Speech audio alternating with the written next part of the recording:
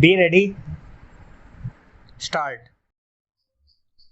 May I, Madam, draw the attention of the Honorable Minister to an important committee set up by the Government of India in 1998 under the chairmanship of Mr. Niyogi, who was asked to inquire into the various problems of railway road coordination.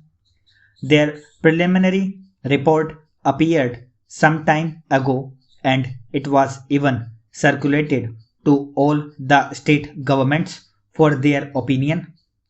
But to my regret, I have to say that the work of this committee has been very much hindered as a result of the indifference and, may I say, callous negligence on the part of the state governments as well as on the part of the ministry concerned in taking up this question and in pursuing it so that we may be able to have a clear and comprehensive picture of the transport situation in the country. Now, railway transport, like any other mode of transport, is suffering under a major handicap, the handicap being that we do not know, nor does the railway ministry know, what the exact quantum of transport requirement in the country is and what the rising demand is which the railways are expected to cater to in future. Certain targets which have been worked out in the 10th plan have been given to us. In the ninth plan, we were given certain targets, but unfortunately, Madam, may I point out that all those targets were either gross underestimates or exaggerations. Throughout, we have seen that we have not been able to have a well coordinated and progressive development of the transport system and, in particular, the railway system in the country. So, anything we suggest today will have that kind of air of unreality without knowing fully or adequately what exactly the transport needs in the country are. We are not in a position to discuss or dilate upon the problems of the railways or the transport itself. Madam, last year when I was speaking on the budget, I pointed out that there had been planning of some sort, but within this planning, there had not been sufficient planning in the functioning of the administration. There has not been planning in carrying out the various phases of the program enunciated in the plan or in the budget.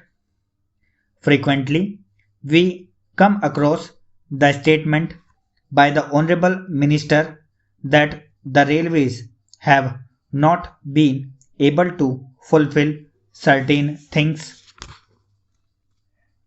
I went through the pages of the budget papers and also the speech of the minister.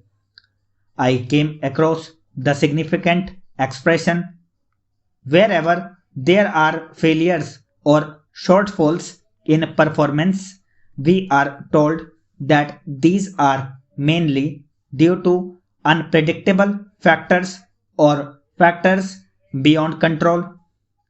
I do not think that some of the factors which my honorable friend would like us to believe that they are unpredictable or uncontrollable cannot be anticipated.